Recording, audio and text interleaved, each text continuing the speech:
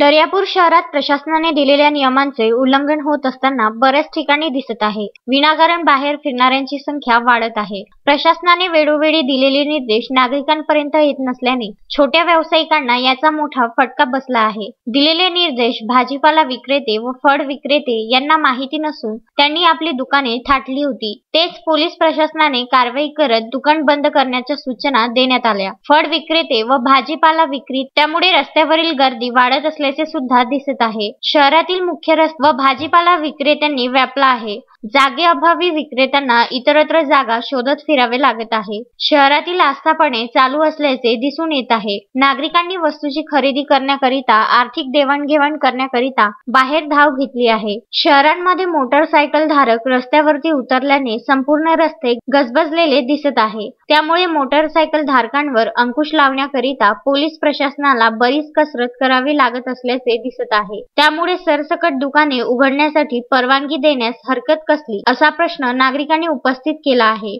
नियमांचे उल्लंघन लॉकडाऊन काळामध्ये दर्यापूर शहरामध्ये मोठ्या प्रमाणावर दिसून येत आहे. त्यामुळे हे लॉकडाऊन थातुरमातुर स्वरूपाचे असल्याचे म्हटले जात आहे. मात्र याचा सर्वसामान्य जनतेला मोठा फटका बसला आहे. शहरामध्ये होम डिलिव्हरी नावापुरतीच होत असल्याचे चित्र दिसून येत आहे. श्रद्धा मस्के, विदर्भ न्यूज, दर्यापूर.